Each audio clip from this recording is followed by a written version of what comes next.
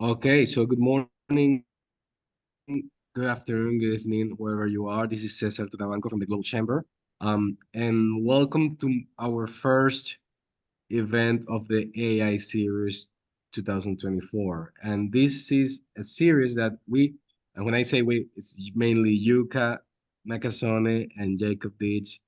We were discussing by the end of December, given all the interest and all the fuzziness that is around the AI, and that we wanted to do something in a monthly basis to cover AI, so people can learn. And as Jason was saying, the implementation of it to different industries when it comes to healthcare, when it comes to legal.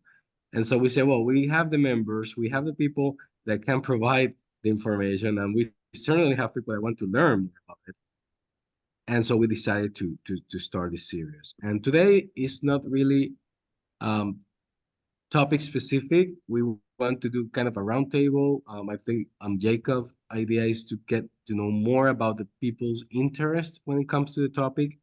And so we have as a special guest beside Jacob and Yuka, we have Colin Christie from Global Chamber Manila as well.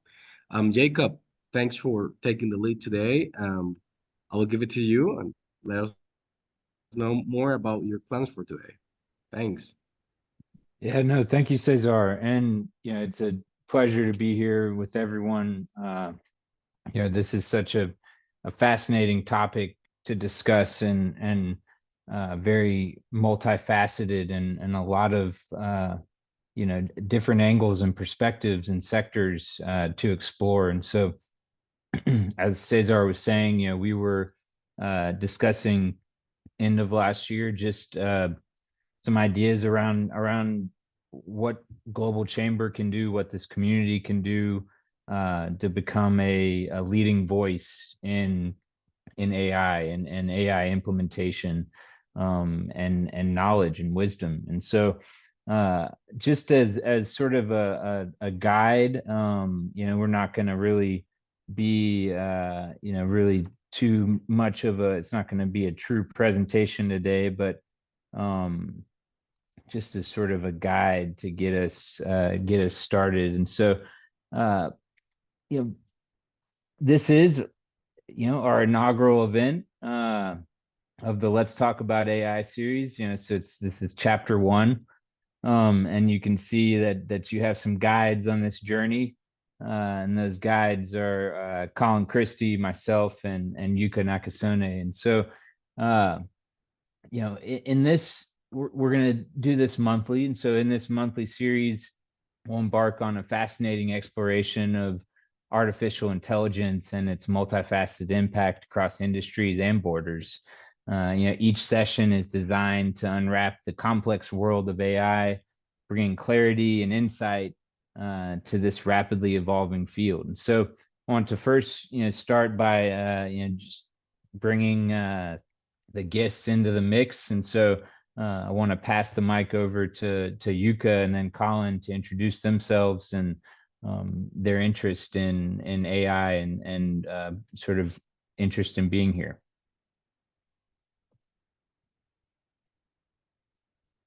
Yuka, do you want to go first? Okay. Uh, Good morning, good afternoon, good evening, everybody. Thank you for coming. My name is Yuka Nakasone. I'm a Japanese based in Spain, so a little displaced. And my relationship with AI is very complicated because I am a linguist by training and by profession. So I've been in this AI journey almost from the beginning, like maybe 25 years ago. I started to use machine translation, which is a kind of, let's say, artificial intelligence that is evolved to kind of a neural network as well. And so I've been watching this space of natural language processing, natural language understanding, natural language generation for a long time. And of course, I am very interested in this type of AI and other kind of really industrial applications that maybe I don't know. Maybe Colin can guide, maybe Jacob can guide. So I'm really looking forward to it. And it's like he said, we are the guide and we ourselves are traveling. So there's nothing like I can teach or I can say, but I'm expecting to learn by myself by doing this as well. So thank you for coming, and I pass the mic to Colin. Thank you for coming, Colin. Nice to see you again, Yuka. Thank you, Jacob and Cesar and everyone for including me today. So Yuka says that she's Japanese in Barcelona. I'm a South African British American in the Philippines. So yeah, so you can see what attracted me to Global Chamber, and I've been friends with Doug Brunke for many years. But no, it's very exciting. I love the way you put this as far as the AI Odyssey, because indeed that's exactly what it is for geeks like me who, learned to program in the 70s as a kid, this is a very exciting time. Obviously, there's also some concerns around it that I'm sure people will raise. But I say exciting because I literally didn't think that we would see this type of AI in my lifetime. I thought, the types of things that generative AI can now do were probably 20 years, 15 years, down the track, that I would be long retired before it came along. I think it's important to make the differentiation and help educate people of the different flavors of AI, right? So what's new on the scene the last 12, 14 months is this generative AI revolution, ChatGPT style stuff. AI and other forms, that are used in Google image search or using Google Maps, to navigate and things like that. Also still very powerful, but been around. And what's different is that generative AI is cognitive. It has reasoning capabilities, as weird as it is to say that, but it truly does. And I think that only a very small percentage of people on the planet so far understand how deep that reasoning capability goes. And so, we're in the very early stages, and how do you take advantage of it, and what's the low-hanging fruit? My personal journey is I actually started out in Arizona and California as an engineer, and I built the chips that are responsible for this whole revolution. I was involved in integrated circuit development and manufacturing in Silicon Valley, when it was actually Silicon Valley, not Software Valley, but back in the good old days. And then I moved into business process outsourcing, which is what brought me to the Philippines, and specifically in the healthcare space. And it's so interesting because I'm seeing processes that we try to figure out how to sort of automate, from a outsourcing perspective 2 decades ago. And at that time, it seemed like we were doing pretty good value add. But now what you can do, especially in the healthcare space, and I'm sure we'll get to this later, how it can impact clinicians' workflow is nothing short of stunning. So I think anyway, enough for the intro. Thanks again. Yeah, no, that's incredible, and it's the insights that you both provide and the experience and wisdom you provide. So I'm fairly a newbie in this AI Odyssey, and so it's nice for me to be able to walk alongside some more experienced guides, while my focus has been more on this more recent expansion of AI into Gen AI, and so. But we're not just going to look at the current trends and technologies, but really, as Colin and Yuko were saying, we're going to take just a very holistic examination of AI's transformative journey and its potential to reshape industries, communities, and lives. And so in this presentation, in this first chapter, our aim is to sort of demystify AI, moving beyond the buzzwords to understand its real world applications and implications. And so yeah, it is. It's more than just a fancy robot. And so, I'd like to start this segment and continue this whole conversation today with a question to all of you. I want it to be very interactive. And so I'd love to hear what are some common misconceptions or myths about AI that you all have encountered. And so feel free to share in the chat or unmute and voice them. So let's see what ideas are out there. What are some myths and misconceptions that the chat or that people that are attending have experienced? And Colin and Yuka, you as well. So maybe I can go first. Misconceptions. Well, people think that this Gen AI thing is the first AI that they use, but it's kind of wrong. I mean, I've been teaching. I've been talking about AI for about 4 years, 5 years, maybe much before this Gen AI came out. I mean, Gen AI, GPT, we've been implementing in the corporate environment already in 2020. I was in the company doing that. So GPT itself is not really new. What's new is that they opened up to the public. That was what happened about 13 months ago. So this is not new. Myth number one, this is new. It's not new. It's been developed for a long time. And before this, you use many AIs like Google Translate. It's neural network, for example. If you saw something like signals, like modern signals, maybe traffic signals, maybe it's AI controlled and all that kind of stuff. So there are lots of things that you used AI that you never knew.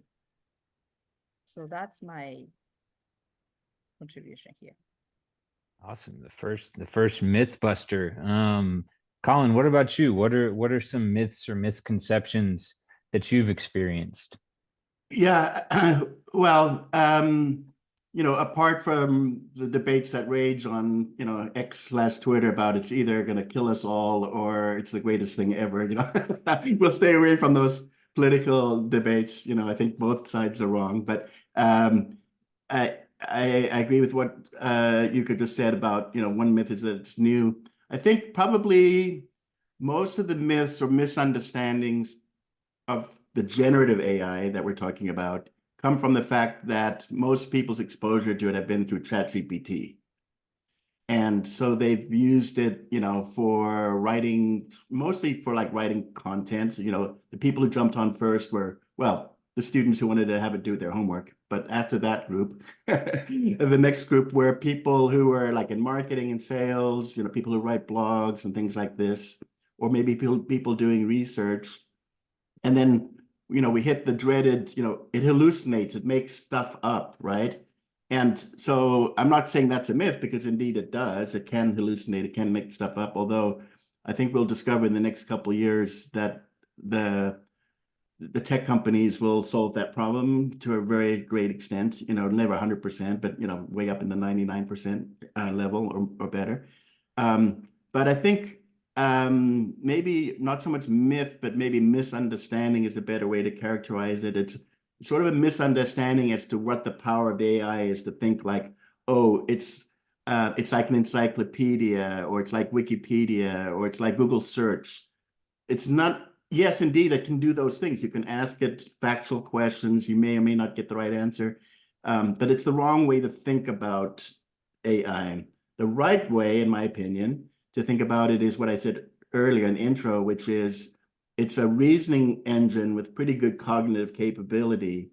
And what you need to bring to that is your own context and your own data. So I always tell people this is sort of the formula: your context, your data, and then use it to solve some sort of problem, business problem or otherwise. And that eliminates the hallucination problem because you're not using its knowledge base, which may or may not be right. You're bringing your own information, And the early versions of ChatGPT, that was difficult to do because you could literally only like type or copy paste, and you could only put in a certain limited amount of information. They called it a context window. You couldn't put much information in. Now the new GPT-4, yes, it's a paid, product. You have to pay for it, but it can literally, you can literally put more than 300 pages of information into it that you provide your data, and you don't have to sit there and type it. You can click the little attachment button and you can upload a PDF, or you can upload a Word document. You could upload images, so you could upload Excel spreadsheets, for example. So that's how you bring your own data. And then what you do is you think about what is some kind of problem I'm trying to solve that requires some sort of reasoning or cognitive process. And then you need to be able to provide the context for that. So you say, okay, ChatGPT, here's my data, here's my information that I want to deal with.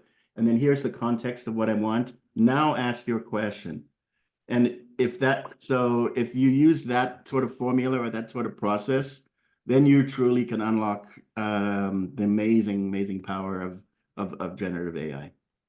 Yeah, that brilliantly put, and that's a point that I sort of wanted to bring up as well. It's like AI is not an all-knowing oracle. It's a tool as fallible as the data it's fed and the humans who design it. And so it's why understanding its limitations and biases is as crucial as harnessing its strengths. And it's like how I use GPT personally is like, yeah, I upload a lot of information and am very particular about where the model grabs information, very focused approach. And one of the biggest misconceptions, if I can add one, is that AI is that it's a one size fits all solution. In reality, AI applications are as diverse as the problems they solve. You have from predictive analytics in healthcare to smart algorithms in finance, from automated customer service bots to sophisticated machine learning models in environmental conservation. So the applications are as varied as the sectors they serve. And so as we continue to navigate through today's session, and moving on in the series, we need to keep in mind that AI is a vast dynamic field, continually evolving and adapting. And so that's what we aim to explore, is this expanse and understand how AI can be a powerful ally in our professional and personal lives. And so now it's really, as both Yuka and Colin were talking about, as we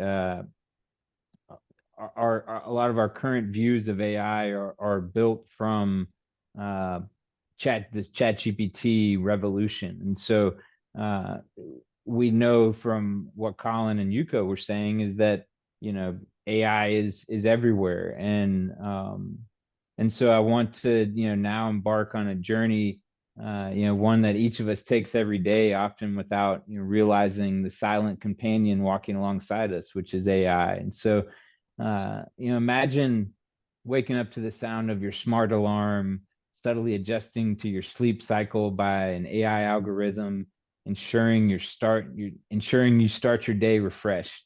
As you check your phone, a news app powered by AI curates a list of articles aligned with your interests and reading habits. It's not just a convenience, it's AI tailoring experiences to your personal preferences. So then you can ask your virtual assistant about the weather, managing your schedule, or even suggesting a recipe for dinner. Here AI is no longer a distant, complex concept. It's a helpful entity simplifying your daily tasks. And as you commute, AI is at work again. The GPS in your car is optimizing your route, avoiding traffic jams, thanks to real-time data analysis. And so the evolution of AI awareness is evident. It's not just about robots or sci-fi scenarios. It's about these subtle yet impactful enhancements in our daily routine. Even in our work lives, whether it's sorting emails, managing projects, or engaging with customers, AI systems are there streamlining processes and offering insights that we might miss. it's this invisible workforce collaborating seamlessly with human effort. And so I want to break out again to Yuka and Colin and anyone else that would like to sort of talk about how AI is a part of their daily lives and how AI is incorporated in to a wide array of daily activities. Yeah, maybe I'll go first on this one. So for me, it's literally become my working companion, co-pilot, however you want to phrase it. And I even decided to buy a bigger monitor. So I have this huge 43-inch widescreen monitor now because I want to have at least, like a 1/4 panel on the left side, whatever I'm working on with, spreadsheets, documents, email, chat apps, and whatnot. But I still want like, 3-4-inch wide section on my screen, like all day long, that I have the ChatGPT, for example, there. And it's funny, and here's the way I find that it works best for me is I think of interacting with the AI the way I would if I actually had a human assistant, right? And I'm polite to it. I say please and thank you, and have conversations. And sometimes what I find is people have trouble understanding how to pose the questions, or they call it prompt engineering, but never mind. It's just like asking questions correctly. And what I say is, can you imagine if you hired a new assistant, they like the first week on the job, and then you just started asking these gigantic questions with no context, and you just wanted like to go immediately from question to the final answer without providing any sort of step-by-step process. That person wouldn't fare very well, and neither does the AI. So I'm not suggesting you anthropomorphize it or think of it as conscious or alive or anything like that. I'm actually against that, but it's very helpful. And sometimes when I'm working on something, the more cognitive, the more challenging the thing that you're working with, the more useful it is, right? For simple stuff, you can just do it yourself. And I constantly find myself like stuck on working on some technical problem, and I work on it for 15 or 20 minutes, and I'm getting a headache, and I'm not sorting something out. And then I thought, oh, am I that stupid? I forgot. I've got an assistant here. And then I ask the question and I interact. And it's not that it gives me the answer. It helps me oftentimes come up myself with the right answer, because I have, a cognitive agent, a reasoning agent that I can interact with. I can say, oh, I'm working, and I do it very conversationally. Oh, I'm working on this problem. I'm kind of stuck on this, what are some of the ideas or things I should think about? And it says, well, have you thought about this? And, oh, no, I didn't think about, oh, that's a good point. Maybe this. And so it's just, and especially these days where so many of us are working from home and we're no longer, in the good old days when we were all in offices, we would probably have a cubicle mate or an office mate that we would kind of do this with. And now so many of us are working, solo. And this now brings back this idea that you can literally interact. So at least so it's like my all day companion. It's kind of like, what's it useful for? It's kind of like everything. All day long, it's useful for everything. And I look at my productivity now, it's probably doubled from what it was prior to a year ago. I'm able to get so many things done so much faster. And I can't, I can't imagine not using it. Yeah, no, and I want to, just follow up and agree with everything and your approach as well. So like when I use ChatGPT, same way. I'm very energetic. I'm very polite. I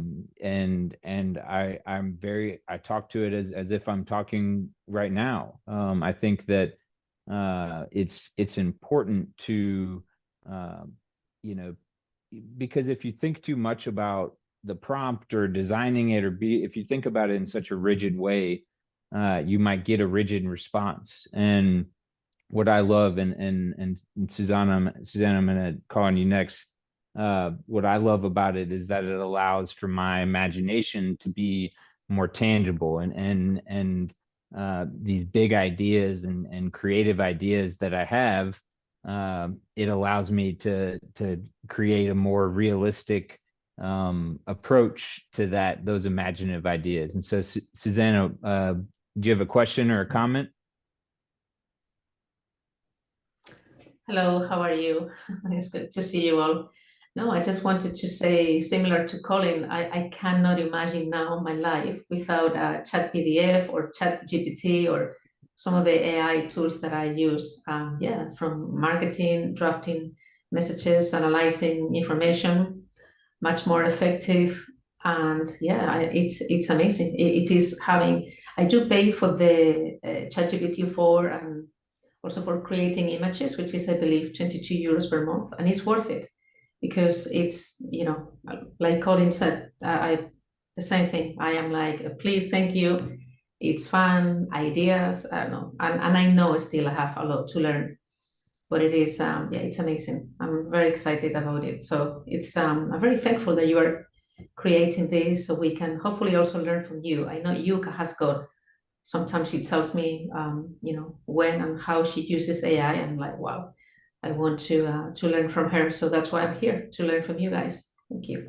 Awesome. Thank you. And thank you for sharing that, Suzanne. And we're here to learn from you as well. And on that fun note, like, what I've done, one of the fun things that I've done with Chat GPT is I took Paul Simon's hit song, You Can Call Me Al, and remixed it to You Can Call Me AI. And so there's all sorts of ways that you can get into it. And I want to harness Yuka's experience and knowledge, and get into a very important topic, something that's important for all of us to really understand is these twins with different personalities, AI and automation. And so Yuka, I'd love for you to talk and help to demystify really a common confusion in the tech world, is this difference between AI and automation. Yeah, some people, for example, what we do a lot is, for example, right now, project managers or vendor managers or somebody who is managing anything clicks a lot, right? They use software to manage something, and they click through to assign, to clean, to go to another step, to whatever it is. And at one point, if the click is decided in a way that if this is this, do this type of thing, you can automate very, very easily, which is not kind of, people think it's a kind of intelligence, but it's kind of, it's not AI by definition, right? What's the difference between AI and software? Does anybody know? I mean, by definition, AI is a piece of software, but software program like Excel or Outlook or SAP, Oracle, what's the difference between AI, for example, Gen AI to this? The difference is AI is just algorithm and data.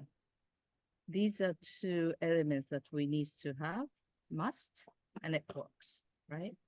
But software, a piece of software is kind of designed and it made already journey, and you have to fix yourself into that box to use that. You have to learn how to use it. So that's the difference between the conventional software versus AI, and automation is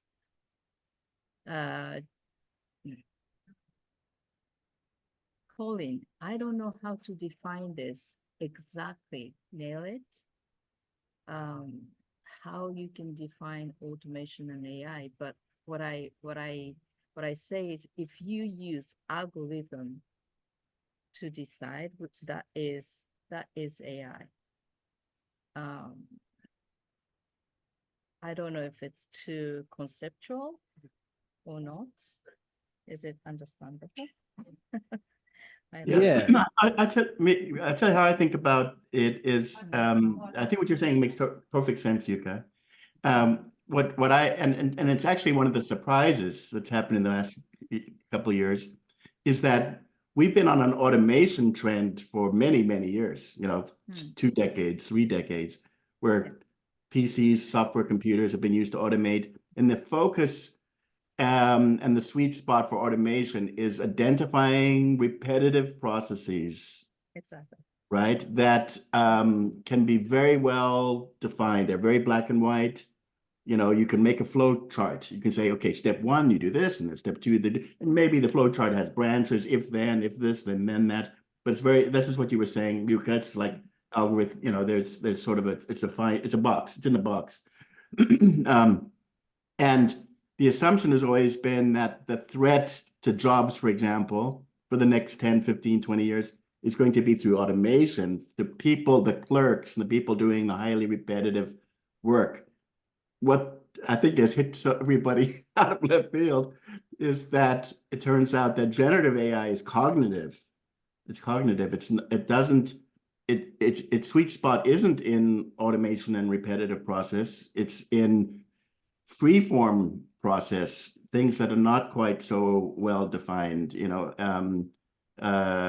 It's into the creative arts and to creating creativity and things like that. So I think for me, that's sort of the difference. And I just wanted to pick up on 2 quick things. One is, it was very interesting to all have several of you also say you're polite to it.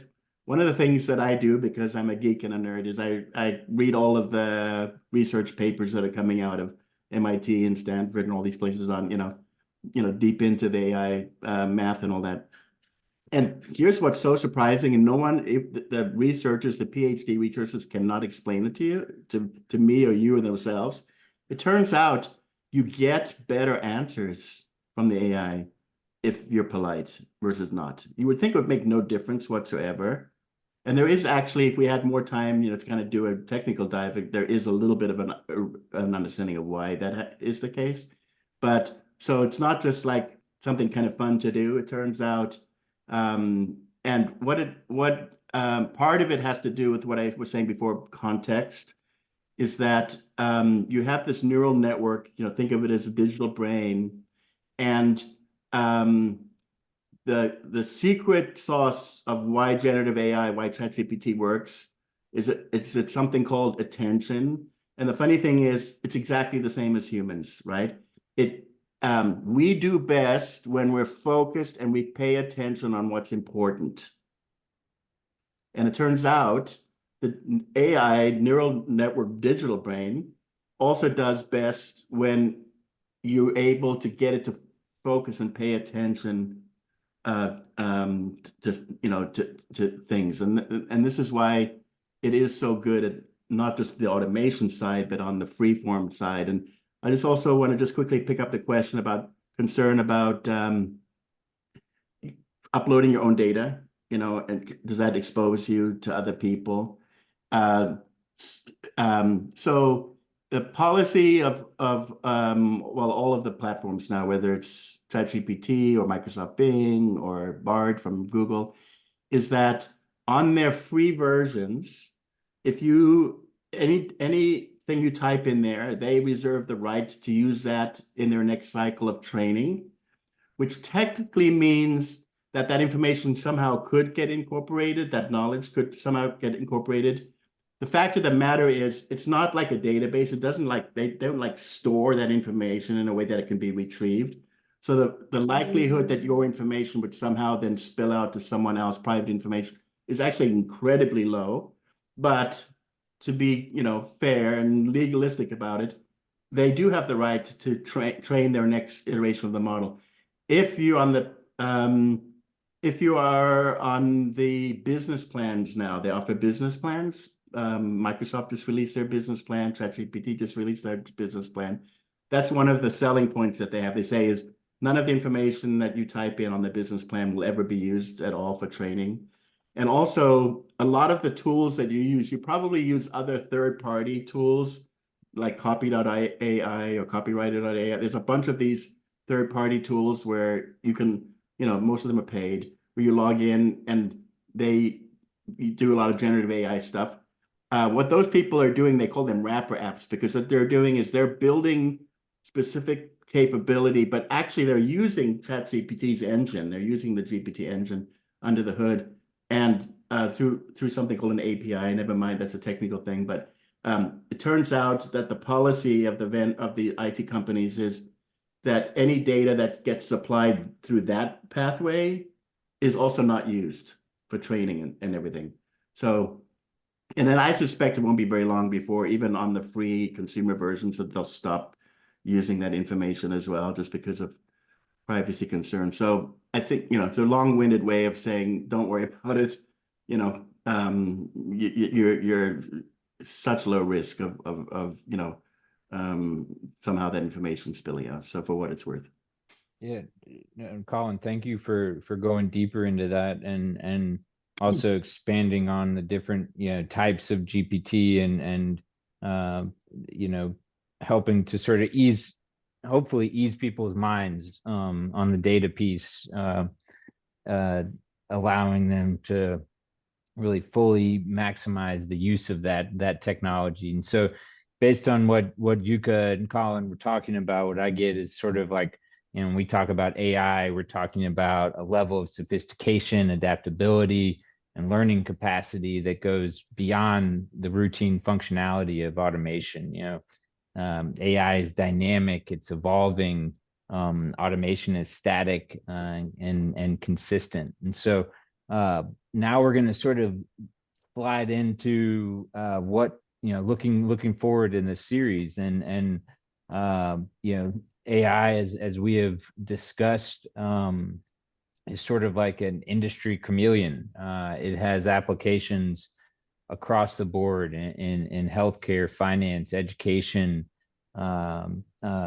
sales, everything. And so AI's influence extends across various industries, revolutionizing traditional practices. And so just to give us sort of like a picture of some of the things that we'll get into and before I do that, Gloria, I'd love to get some input from you. Yes, Gloria. Okay, I recently did buy the AI GPT chat subscription. And one of the things that just totally mind boggles me is I might be trying to put together a letter and I read it back to myself and it sounds awkward. I know what I'm trying to say, but it sounds awkward. So I'll go into my chat. You're smiling, you know where I'm going. I'll go into chat and I'll put it in there and I'll just say, can you kindly help me with this? This is what I'm trying to do. And I think nobody knows they're not going to come back with anything. They're just not. And I'll put it in there and this is a sample of what I'm trying to say, and I will identify what it is. And I'll put it in there, and in nanoseconds, it comes back and it's like, oh my God, that's exactly what I was trying to say. How does it do it so fast? That mind boggles me that they can respond so quickly. It can't be a person. We don't think that fast. Answer that one. Colin? I've got to throw in a little humor here first. So there was this post going, remember, I don't know if for those who are sort of on the inside baseball of AI, Sam Altman, who's the CEO of OpenAI, got forced out before Christmas. He got sort of fired basically off the board and things like that. And there was this whole brouhaha for 4 or 5 days. And then he ended up back there and he took over, and the board members got ousted. But anyway, somebody posted on X, Twitter, they said the real reason Sam Altman got ousted from OpenAI was that it came out that ChatGPT is actually a bunch of Filipino kids who are very fast at typing. So I found that really funny being here in the Philippines. Of course, it's not. The simple answer, Gloria, to why it's so fast is that we just have amazingly fast computers now. And it's actually also the reason why we have ChatGPT at all, because it turns out that the idea of building a neural network dates back to the 1950s, if you can believe that. It's like 70 years ago. And they even in the 50s, 60s, 70s, 80s, even 90s, they tried to build ChatGPT type of tools, neural network type of tools. And the reason, and they had the math right, they had the algorithms, largely right. The ones today are better, but they had a lot of this largely right, but it didn't work. And it turns out the two, if you're thinking like, how do you bake a cake or something? What are the ingredients? You need flour, eggs, water, whatever. What are the ingredients you need to build a ChatGPT? You need unbelievable amount of data, and you need lightning fast computers. Well, in the 80s, 70s, 80s, 90s, even in the early 2000s, we didn't have much data. When I say unbelievable amounts of data, I mean like every word ever written on the planet, that kind of scale of data, right? We didn't have access 20, 30 years ago, before the World Wide Web, to that scale of data. So the people who were trying to train their AIs in the 90s, weren't able to solve that problem. And also the computers, I mean, this little thing here is so much, you've all heard the story, like, this is so much faster than all the computers NASA had, to use to send men to the moon, and, for a few $100s. So it's that combination of big data, massive amounts of data, and just really lightning fast computers. And it just turns out, and well, I guess probably a third ingredient, it's always follow the money, right? Deep pockets are the third ingredient, because, for example, OpenAI, Sam Altman, they won't give us an exact number, but he was speaking at MIT a few months back, and one of the students asked him, by the way, what was your computing bill, their server bill to run the training cycle for ChatGPT? And they said, we've heard rumors that, it was like $100 million just to ingest all the data and train it. And he's shaking his head. He's going, no, 100 million. No. It's way more than that. Everybody thought he was going to say, no, that's too much. So it turns, and this is why, this is a bit of an unfortunate thing, that the power of AI is right now very concentrated. Unless you're Facebook, Google, Apple, Amazon, company, big tech in China, for example, you don't have the budget to run, the kinds of computers that you need to train it. But, the fact that we do have those two ingredients, massive amounts of data and lightning fast computers, is why it can answer your question, like you said, in milliseconds. Awesome. Thank you, Colin. And that's a very amazing point that you made. And it was something that I haven't thought about yet, but I'm glad that I know just about the computing power needed, and putting that in terms of dollars and cents and making sense of that. Laura, I'd love to go to you, and do you have a question or comment or insight? Yeah, I just had a comment, I guess. I've been playing around with chat and various other programs for quite a while, and I'm no expert by any means, but just the experience I've had. So one of the things that I found with Chat GPT-4 is, all the Chrome extensions are extremely helpful.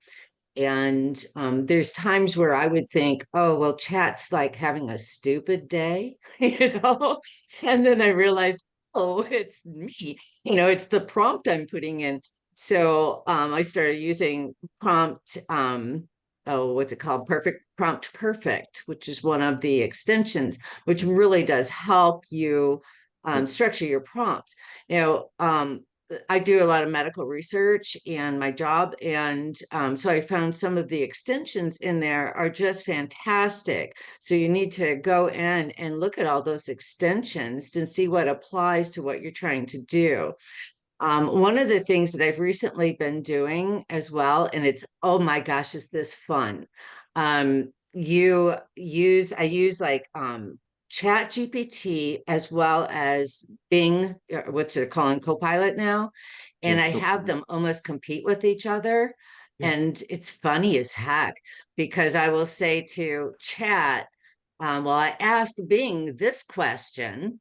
Now I'm asking you, can you expand on it? Or, do you have another angle?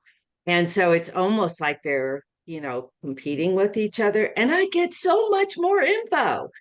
It's it's like that's having so, two super brains right there. Laura, that's so funny because I do the exact same thing. Do you? I when I get an answer from Bing, I give it to ChatGPT. I said, "Do you agree with this? Is this correct?" Isn't that funny? It's like having two of Mhm. your top students, right in front of you saying, "What do you think? What do you think?" But I found in doing research, it has just really helped me a lot because it can go into finding resources that I never even knew existed. Just by using keywords. But the real key to it is your prompts. You have to learn how to prompt. You have to learn how it thinks in order to get its information. So otherwise you're going to be like I was, oh, it's having a stupid day, you know. But But the yeah. their information is 2 years behind because right now they cannot use information old, as recent as 2 years ago. So whatever the research results is Yeah. not the most up to date, right? No, you can get recent I with just need to jump yeah. in here because Oh, what well, Chat can access Bing now and do recent. They can go right straight into live internet. And yeah, so that's Chat GPT-4. The 3.5 cannot do it. It's still 2 years old. But you go up to I the just paid need version to- and you can get it. Correct. I just need to jump in here Uh-huh. because what she said for ChatGPT 3.5 is right. It's old. 4.0 not too much, but what you need to really be careful is that they make up information when they find it. Right. So that's the reason why you have to be the expert Right. using the tool, and you Right. need to always check it. Yes, because it can hallucinate. That's the reason why we are expert using the tool. It's not the expert, the AI. Expert is Correct. us using this tool, Correct. and we can ask things, and maybe we can get it from our subordinates, but we are responsible for what we are creating, and we have to always check the information is right or wrong because they really make it up. Yes, hallucination.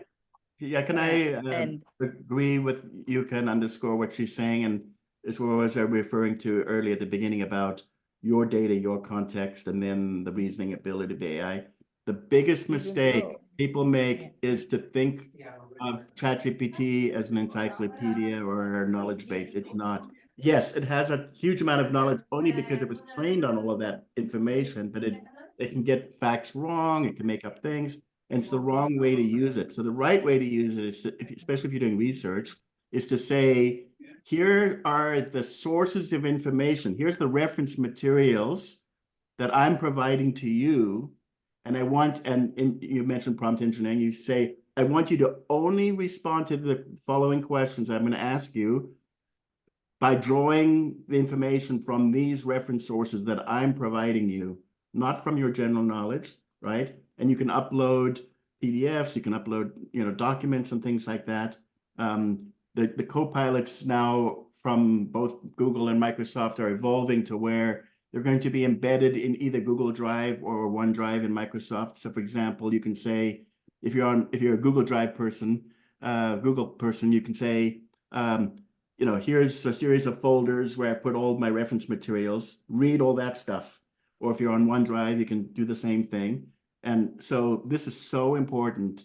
If there's one takeaway from today's session, it's this, which is you've got to provide the context and you have to provide the data and then let it act on that. And if you think it's just a Wikipedia or an encyclopedia, you're going to get burned.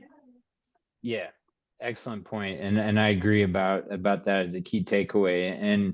And just to like sort of wrap up this part and move into sort of closing as we're getting close to the top of the hour, we're going to be touching on a lot of sectors, as seen here, healthcare, finance, education, and beyond.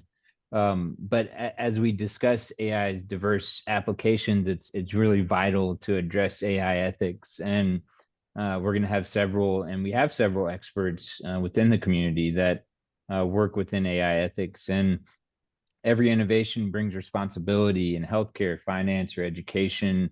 Ethical considerations around data privacy, bias, and decision transparency are paramount. And so ethical AI ensures that technology serves humanity positively, respecting values and rights. And so like having a conversation about AI ethics is vital to any discussion around AI. And so that's going to be an important session that we bring in some great people to talk about. And just sort of as we, because I want to spend at least a few minutes away from this presentation and opening up just to get some feedback and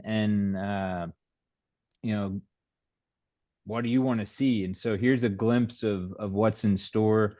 And so we have sales and marketing with AI, data cloud and HR technologies, AI and legal and contract management, AI ethics, education. I mean, we're gonna hit the whole spectrum throughout this series. And so I want to in the presentation get us all back on the same screen. And like Gloria, I was thinking like you could lead a session on AI in publishing and writing. There's so many advancements that are happening. I've another sort of fun thing I did on the side was convert my travels as a teacher into like a suspense adventure type of series. Just one so far, but there's so many things that you can do. And so I'd like to open it up just sort of for some feedback and ideas. Just want to open up the room to discuss on what the community wants to get out of this Let's Talk AI series. What do we think? Well, one of the things I want to add, and it's based on what, let me think, who said it earlier? Laura. Okay, and they were scanning everybody here. To your point on the dumb part of it, I think, and also on Colin, both of you made a comment. When I do get my feedback from GPT, you have to really make sure that what they're giving you is industry related. Because I have to readjust some of the verbiage because it doesn't necessarily apply to my industry. So I have to really clean it up. So I wanted to add that point. You do have to clean it up. Yeah, could I mention a tip about that? So remember I said one of the key skills to becoming, getting the best out of AI, of generative AI, is this notion of focusing attention. So one of the things that I always do, standard practice now, is when you start a new session, you're giving the context, you say something like, I'm going to engage with you on discussion with this context, and I explain, what it's going to be about. So you give it that background information, and then you say, when you respond, I want you to take on the persona or the perspective of, and then fill in the blank. Yeah, An okay. expert in financial management, or an expert in medical research, or an expert in English, grammatical, instruction or something. And again, it might seem like, well, why do I need to do that? I just ask my question. Just do an experiment yourself, provide some context, and then just ask 2 or 3 questions. Don't give it any persona or any focused attention. And then do it again, but this time say, I want you to answer from this perspective. You will be absolutely blown away and Okay. amazed at how different the response is. And Mm. part of the reason why this happens is that the neural network has so much information that if you don't focus its attention, it just pulls, just kind of think of it of pulling from like any old random place. And that actually makes the hallucination problem that Yuka has been talking about worse, if you constrain it by giving it some context. But again, same, warning it, don't use it as an encyclopedia. Jacob, I know we're wrapping up, but maybe I could just give one example of a use case, kind of motivate, people to, this is why I'm so excited about it. So actually, or at the beginning of the call, I see he's gone now, but Jason Brumbeck was on the call. He's the CEO of a startup in LA called Navix Health. And I'm actually a co-founder of that company. And we have a new tool that's used by counselors in addiction treatment. And so typically a counselor, let's say they're doing a one-on-one counseling session with a patient or a client. Let's say they're doing a 30-minute session. Before generative AI, what would happen is they would either take notes or they would record that session. And then they might spend another half hour or even an hour after that 30-minute session to create the clinical notes that are required for 2 reasons. One, it needs to be in the medical file. But the second reason is if insurance is going to pay for it, it has to be properly documented, so there's a business reason for it as well. And this is one of the banes of clinicians, because oftentimes they're up until midnight at night trying to catch up with all of their note taking. So we've developed something, it's called Navix Scribe, and literally what they can do is they can just turn on their recorder and they can record the session, and the session is just conversational. Like I actually listened back to one with the permission of one of the doctors. And it starts out, good to see you again. How's it been going? Oh, let me get the door. Let me close the door. There's all of this like fluffy, conversation that's not relevant, to the medical part of it. And then eventually they get into a deep discussion about this person's addiction and how they're going to treat it and all this sort of thing. Literally, what the tool does is they can upload that 30-minute recording, and in 60 seconds, it transcribes it to a verbatim transcription. And within the same 60 seconds, it converts it into a 3 or 4 paragraph clinical note summary. And it nails it. It's absolutely accurate.